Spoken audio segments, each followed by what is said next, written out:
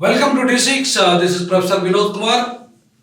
నూతన సంవత్సర శుభాకాంక్షలతో 2024 ఈరోజు ఎండ్ అయిపోతుంది. రేపటి నుండి ఈరోజు 12 గంటల రాత్రి తర్వాత నూతన సంవత్సరం రాబోతుంది. అంటే ఇప్పటికీ ఇప్పుడు నా వయసు 54 సంవత్సరాలు. అట్లా గత 54 సంవత్సరాలుగా నూతన సంవత్సరాలు చూస్తూనే ఉన్నాం. వస్తూనే ఉన్నాయి, పోతూనే ఉన్నాయి. అట్లనే చాలామంది జీవితాల్లో ఎన్నో కొత్త సంవత్సరాలు వస్తూనే ఉంటాయి, పోతూనే ఉంటాయి. కానీ మానవ శరీరంలో నూతన కణము ప్రతి క్షణానికి ఒక కొత్త కణము చనిపోతుంది, ఒక కొత్త కణము ఉత్పత్తి అవుతూ ఉంటుంది. అంటే మానవ బాడీకి కొత్త సంవత్సరం అంటే నూతన కణ ఉత్పత్తిని చేయడమే కొత్త సంవత్సరం, కొత్త విధానం. మన బాడీ ఒక క్షణంకి ఒకసారి కొత్త కణాన్ని ఉత్పత్తి చేసుకున్నట్టు ప్రతి క్షణంకి ఒకసారి నూతన సెకండ్ వస్తుంది, సెకండ్ తర్వాత నిమిషం అవుతుంది. సో కాబట్టి ఇట్లా ప్రతి క్షణము, ప్రతి నిమిషము, ప్రతి కణము మార్పు ఏదో జరుగుతుందో దాన్ని మనం నూతనంగానే చూడాలి. నూతనంగానే వస్తున్నాయి మార్పులని. కాబట్టి ఒక సంవత్సరం క్యాలెండర్ 365 రోజులు మాత్రమే నూతనం కాదు, ప్రతి క్షణము నూతనమే.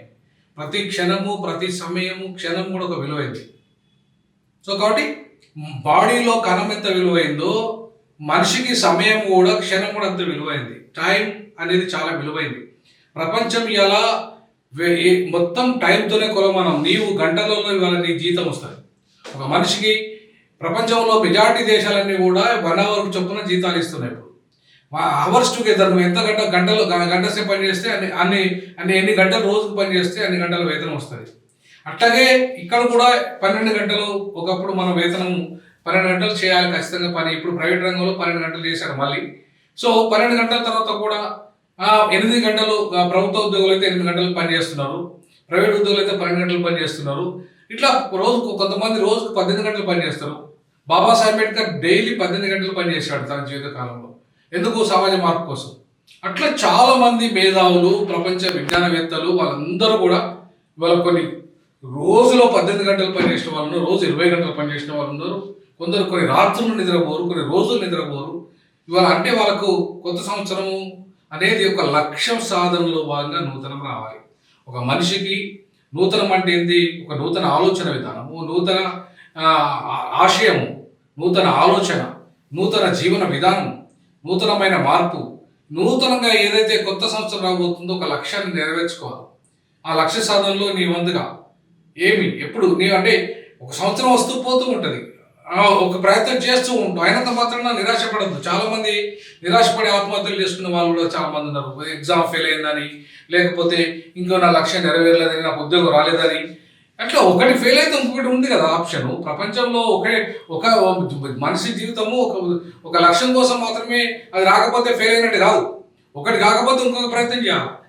ఇవాళ నేను ఎన్ని రకాల ప్రయత్నాలు చేశానంటే, నేను పందుల కాడ జీతం ఉన్నా, గొడ్ల కాడ జీతం ఉన్నా, కూలికి పోయినా, హోటల్లో పనిచేసిన, జర్నలిస్ట్గా పనిచేసిన, ప్రైవేట్ డాక్టర్గా పనిచేసిన, అట్లానే ట్యూషన్లు చెప్పిన, టీచర్గా పనిచేసిన, లాయర్గా ఇప్పుడు ప్రస్తుతం పనిచేస్తున్నా, ప్రపంచ దేశాలలో పోయి క్లాసులు చెప్పొచ్చిన. అంటే ఒకప్పుడు ప్రైవేట్ స్కూల్లో పనిచేసిన, ఇప్పుడు ప్రపంచ విశ్వవిద్యాలయాల్లో పోయి పనిచేసిన, మన 20 ఏళ్ళు ప్రొఫెసర్గా. సో ఇట్లా అనేక రకాల వృత్తులు, అనేక రకాల పనులు ఇవాళ చేసుకుంటా ఉన్నప్పటికీ ఇవాళ 7 ఏళ్ళ ఉద్యోగం కూడా మానేశాను. 3 లక్షల ఉద్యోగం, 7 ఏళ్ళ సామాజిక తెలంగాణ లక్ష్యం, తర్వాత రాజకీయ లక్ష్యం. నా అంతిమ లక్ష్యం రాజకీయ అధికారం అనే మాస్టర్కి బాబాసాహెబ్ అంబేద్కర్ ఏదైతే చేపట్టాడో దానికోసం ఇవాళ ఎంపీగా 2010లో పోటీ చేసిన, ఇప్పుడు వస్తున్న ఎమ్మెల్సీ పోటీ చేయబోతున్నా, రేపు వచ్చే జిహెచ్ఎంసీ ఎన్నికల్లో పోటీ చేస్తా, వచ్చే పార్లమెంట్ ఎన్నికల్లో పోటీ చేస్తా. అంటే నా లక్ష్య సాధన కోసం, అంటే ఈ దేశ రాజకీయాల్లో నేను ఒక కీలకమైన వ్యక్తిగా మారే రోజు కోసం ఏ రకమైన ఎన్నికలు వచ్చినా దాన్ని ఆయుధంగా వాడుకుంటాం. సో అట్లనే మన లక్ష్య సాధన కోసం ప్రతి అంశాన్ని వాడుకోవాలి. ఒక లక్ష్యం ఒకటి కాకపోతే ఇంకొకటి, ఒక పని కాకపోతే ఇంకొక పని. నేను అనేక రకాల వృత్తులు చేసుకుని చివరికి నా ప్రొఫెసర్గా నేను ఇవాళ ఒక లక్ష్య సాధన అంటే లా కాలేజీ డీన్గా, లా కాలేజీ ప్రిన్సిపాల్ కావాలనుకున్నా, బాబాసాహెబ్ అంబేద్కర్ లాగా లా మినిస్టర్ ఇప్పుడు కావాలనుకుంటున్నా. ఇట్లా నేను లా కాలేజ్ డీన్ అయినా, లా కాలేజ్ ప్రొఫెసర్ అయినా, చిన్న వయసులో ఒక youngest dean in the small history. అంటే ఒక మనిషి ఏవైనా తలుచుకుంటే ఏవైనా కాగలడు. మొత్తం ప్రపంచంలో ఉన్న ఇవాళ అతి సామాన్యులు కాస్త ఇలా అబ్దుల్ కలాం మన భారతదేశమే ప్రపంచ గర్వించదగ్గ ఒక మేధావులు నిలబడగలిగాడు. భారత రాష్ట్రపతి కాగలిగాడు. ఒక పేపర్ బాయ్ నుండి ప్రెసిడెంట్ ఆఫ్ ఇండియా కాగలిగినప్పుడు లేదు. ఇవాళ అనేక ఆప్షన్స్ ఆయన ఒక పేపర్ వర్కే చేయలేదు, చాలా పనులు ఆయన కూడా చేశాడు. అంటే ఇవాళ పేదరికం నుండి చదువుకోవడానికి అడ్డు కాదు, మన లక్ష్యాలు నెరవేర్చడానికి పేదరికం అడ్డు కాదు, కులం కూడా అడ్డు కాదు, మతం కూడా అడ్డు కాదు, ప్రాంతం కూడా అడ్డు కాదు, భాష కూడా అడ్డు కాదు, ఏది అడ్డు కాదు నీ లక్ష్యం ముందు. కాబట్టి యువత డ్రగ్స్కు బానిసలు అయిపోయి నాది ఇది కాలే, నాకు అది కాలే, నాకు పెళ్లి కాలే, లేకపోతే నాకు పేరెంట్ కాలే, లేకపోతే నాకు నా లవరు దూరం అయింది, నాకు ఇంకా బతుకు లేదు, లేకపోతే నేను ఈ మొత్తం ఈ డ్రగ్స్ తాగుతూనే బతుకుతా, లేకపోతే లేకపోతే రోజు మందు తాగుతూనే బతుకుతా, లేకపోతే సినిమాలు చూస్తూనే బతుకుతా, లేకపోతే లేకపోతే ఈ అమ్మాయి నా లవర్ ఉంటేనే నాతో ఉంటేనే బతుకుతా, లేకపోతే ఒకరి కోసం జీవితం ఎప్పుడు కూడా వృధా చేసుకోవద్దు. ఒకరి కోసము మనిషి పుట్టేటప్పుడు తల్లి గర్భంలో వచ్చేటప్పుడు ఒకరే వస్తారు, చనిపోయేటప్పుడు ఒకరే పోతారు. కాబట్టి భార్యలు పిల్లలు అనేది ఒక ప్రయాణం మాత్రమే. జీవిత ప్రయాణంలో భార్య పిల్లలు ప్రేయసి చదువు ఉద్యోగాలు అన్నీ ఒక జీవిత ప్రయాణంలో ఒక భాగం. ఆ భాగంలో రకరకాల మన ప్రయాణంలో ఏదో మన లక్ష్యాల్లో కొన్ని నెరవేరితే కొన్ని నెరవేరే ఆయన తప్పకుండా బాధపడి ఆత్మహత్యల దిశగా చాలా మంది యువత పోతున్నారు, తప్పంటున్నారు. అట్లా అనుకుంటే చాలా మంది పెద్ద పెద్ద ఇప్పుడు బాబాసాహెబ్ అంబేద్కర్ అనేక అవమానాలు పడ్డాడు. ఆయన ఆత్మహత్య చేసుకుంటే ఈ భారత రాజ్యాంగ రాష్ట్రాలు ఎవరు? ఈ బహుజనుల బతుకులు మారేది ఎట్లా? ఇట్లా ప్రపంచంలో ఎవరైతే పెద్ద పెద్ద మహనీయులు ఉన్నారో, నోబెల్ లారెన్స్ ఉన్నారు, ఉద్యమకారులు ఉన్నారు, ఈ ప్రపంచాన్ని మార్చాలని శాస్త్రవేత్తలు ఉన్నారు, వాళ్ళంతా చాలా కష్టం పడి పైకి వచ్చిన వాళ్ళెవరు కూడా సుఖపడి పై నుండి ఆకాశం నుండి ఊడిపడి డబ్బులతో వచ్చిన వాళ్ళు కాదు, లేకపోతే కోట్ల రూపాయలతో పుట్టిన వాళ్ళు కాదు. వాళ్ళంతా కూడా పేదరికం నుండి అత్యంత పేదరికాన్ని జయించి తన జీవితకాలంలో తన అనుకున్న లక్ష్యాలు నెరవేర్చిన వాళ్ళు దేశంలో ప్రపంచవ్యాప్తంగా కోట్లాది మంది ఉన్నారు. దాంట్లో మీరు ఉండండి. అంతేగాని చిన్న చిన్న విషయాలకు ఆత్మహత్యలు చేసుకోవడం, లేదంటే విపరీతమైన డ్రగ్స్కు బానిసలు కావడం, లవర్ పోయిందని విపరీతంగా తాగుడు కలవడం కావడం. దయచేసి నూతన సంవత్సరంలో ఇవన్నీ మానుకొని నూతన సంవత్సరంలో నూతన ఆలోచన తీసుకురండి, నూతనంగా ఆవిష్కరణ తీసుకోండి, నూతనంగా నిర్ణయాలు చేయండి. నీ కుటుంబాన్ని, నీ పిల్లలు పెళ్ళైతే పిల్లల గురించి ఆలోచించండి, నీ కుటుంబం గురించి ఆలోచించండి, తల్లిదండ్రుల గురించి ఆలోచించండి, మీ యొక్క సమాజం గురించి ఆలోచించండి. అంతేగాని చిన్న చిన్న విషయాల పట్ల ఆత్మన్యూనతకు భావన గురి ఆత్మహత్యలు చేసుకునే యువత చాలా మంది ఉన్నారు. పెడదారిపేటలో యువత చాలా మంది ఉన్నారు. పోకిరిగా రకరకాల గంజాయి అది ఇది డ్రగ్స్ విపరీతంగా బానిసలైపోయిన ఈ సమాజం ఇప్పుడు ఈ రోజు బాగా ఎంజాయ్ చేద్దామని విపరీతంగా తాగి చచ్చిపోయిన వాళ్ళు కూడా ఉన్నారు కొత్త సంవత్సరంలో. అట్లాగే ఆ డ్రగ్స్కు విపరీతంగా బానిసలైపోయి ఏదో జల్సా కోసం తాగుడు అలవాటు అయితే తర్వాత అది బానిసలు అవుతుంది. దానికి బానిసలైన తర్వాత అది లేకపోతే బతుకు అనేది లేకుండా అయిపోతుంది. ఒకసారి నువ్వు దానికి బానిసమైనా అంటే జీవితంలో దేనికి బానిసైనా, భార్యకు బానిస అయినా, ఇంకా మందుకు బానిస అయినా, దేనికి బానిస అయినా ఆ మనిషి స్వతంత్రంగా బతకలేడు. కాబట్టి ఒక మనిషి స్వతంత్రంగా బతకాలంటే దేనికి బానిస కాదు, చివరికి నీ పిల్లలు కూడా బానిస కావద్దు, చివరికి ఎవరికి బానిస కావద్దు. నీకు నువ్వు స్వతంత్రంగా బతకడం నేర్చుకోవాలి. నీ జీవితాన్ని నీదే, నీ యజమానికి నువ్వే, నీ జీవితానికి యజమాని నువ్వే. You are the master of your own life. Decide చేసుకోవాల్సింది నువ్వు, నీ జీవితాన్ని మార్చుకోవాల్సింది నువ్వు కొత్త సంవత్సరంలో అడుగుపెడుతున్నప్పుడు కొత్త సంవత్సరాన్ని ఊరికే ఎంజాయ్ చేస్తే కాదు. ఆ ఇయర్లో ఎంతవరకు సాధించినా, నేను ఏమేమి సాధించినా, ఇంకా ఏ లక్ష్యాలు సాధించేది ఉంది, అవన్నీ ఒక పేపర్ మీద వేసుకొని సాధించినవి ఒకవైపు ఉంటే సాధించాల్సినవి ఇంకో వైపు, టెంపరీగా సాధించాల్సిన ఏంటి, పర్మనెంట్గా సాధించాల్సిన ఏంటి, ఇట్లా ఇవన్నీ కూడా మనము చర్చనీయాంశాలుగా మనం ముందుంటాయి. భవిష్యత్తు అనేది ఎప్పుడు కూడా అంధకారంగా ఉండదు. చీకటి ఉంటే తర్వాత వెలుగు వస్తుంది, ఎప్పుడు కూడా చీకటే ఉండదు. సగం రోజు మొత్తం హాఫ్ డే చీకటి ఉంటే హాఫ్ డే వెలుగు వచ్చేస్తుంది. సో మొత్తం 24 గంటలు వెలుగే ఉండవు. సో 24 గంటలు చీకటే ఉండదు. అదే ప్రతి మనిషి జీవితంలో కూడా కొంతకాలం ఇబ్బందులు ఉంటాయి, తర్వాత తను ఆ కష్టాలను అధిగమిస్తే సుఖం కూడా ఉంటుంది. కాబట్టి చీకటి వెలుగులు ఎంత ఇంపార్టెంట్, కష్టాలు కూడా అంతే ఇంపార్టెంట్. కాబట్టి కష్టాలు సుఖాలు అనేటివి జీవితంలో కామన్.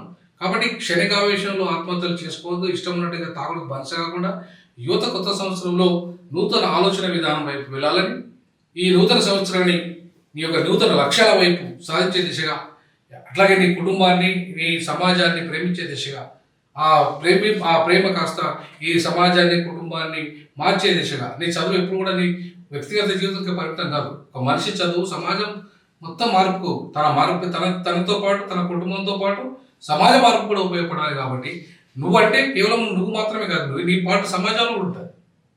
నువ్వు ఏ పని చేసినా సరే, నువ్వు ఒక స్వీపర్ అయినా, అటెండర్ స్వీపర్ అయినా, ఒక డ్రైవర్ అయినా, నీ కుటుంబం పోషిస్తున్న పాటు సమాజంలో ఒక పని చేస్తున్నట్టు లెక్క. నువ్వు మొత్తం సైంటిస్ట్ అయినా, ఈ దేశ అధ్యక్షుడు అయినా, ప్రధానమంత్రి అయినా, లేకపోతే ఈ ఆఫీసర్ అటెండర్ అయినా కూడా, లేదా రోడ్ ఊడ్చేటోళ్ళు కూడా, వాళ్ళ they are all the part of the society. సమాజంలో వాళ్ళందరూ ఉండాల్సిందే, వాళ్ళందరూ పనిచేయాల్సిందే. కాబట్టి you are also part of the country and the state, your family అన్నీ.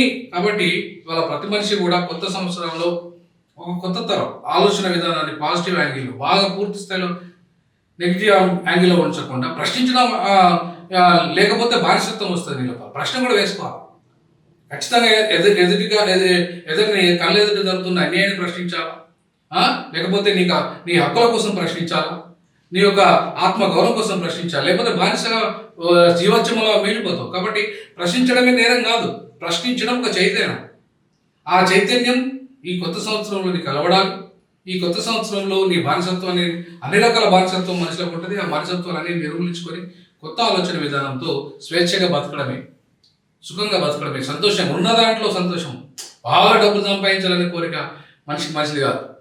కోరికలే దుఃఖానికి కారణమని బుద్ధుడు చెప్పాడు. కాబట్టి వాళ్ళ ఎంత మేరకు నీకు ఇలా 1000 రూపాయల జీతం వస్తే, 10,000 జీతం వస్తే, 10 లక్షల జీతం వస్తే, ఎంత చెట్టుకు అంత గాలన్నట్టుగా ఆ స్థాయిలో బతకడం నేర్చుకున్నప్పుడు హాయిగా మనిషికి ప్రశాంతంగా బతకడం. ఆ దిశగా కొత్తగా నూతన సంవత్సరంలో ఆ దిశగా మీ ఆలోచనలు, ఈ ముఖ్యంగా యువత ఆలోచనలు ఉండాలని, యువత ఈ దేశానికి మార్గదర్శకం, ఈ ప్రపంచానికి, ఈ తెలంగాణకి మార్గదర్శకం. మీ వల్లనే సమాజం మారుతుంది. మీరు తలుచుకుంటే ఏదైనా సాధ్యం. మీరు తలుచుకోండి, ఈ సమాజాన్ని మార్చండి, మీ కుటుంబాన్ని మార్చండి, మీరు మారండి. నూతన సంవత్సర శుభాకాంక్షలు 2025తో మీ ప్రొఫెసర్ గాలి వినోద్ కుమార్. దయచేసి అర్ధరాత్రి మీరంతా యువత తాగి బండ్లు నడుపుకొని ప్రమాదాలకు గురి చవకండి. మీ కోసం మీ కుటుంబము, ఈ సమాజము ఎదురు చూస్తుంది. మీరు సమాజంలో భాగస్వాములు కాబట్టి ఎవరు కూడా దయచేసి ఆ పని చేయొద్దు. మీరు తాగిన, ఒకవేళ సాగిన, సంతోషం కోసం తాగిన ఇంట్లో తాగండి, ఎంజాయ్ ఇంట్లో చేసుకోండి, లేదంటే క్యాబులలో రండి. అంతేగాని బండ్ల మీద తాగి దయచేసి రాకండి. ట్రాఫిక్ ఇబ్బందులు పడకండి. ఇలా ఫైన్ వేస్తారు, మీకు ఫైన్తో పాటు జైలు కూడా ఉంది, అది కూడా గమనించాలి. కాబట్టి యువత అంతా కూడా మీరు కొత్త సంవత్సరాన్ని మంచిగా జరుపుకోవాలని, నూతనంగా జరుపుకోవాలని, ప్రశాంతంగా జరుపుకోవాలని నేను కోరుకుంటూ, మన ఛానల్ ఇది ఈ సమాజాన్ని మార్పు కోసం ప్రారంభించిన ఛానల్. ఈ ఛానల్ని సబ్స్క్రైబ్ చేయండి, షేర్ చేయండి, లైక్ చేయండి, కామెంట్ చేయండి. ఆర్థికంగా ఆదుకోండి ఈ ఛానల్.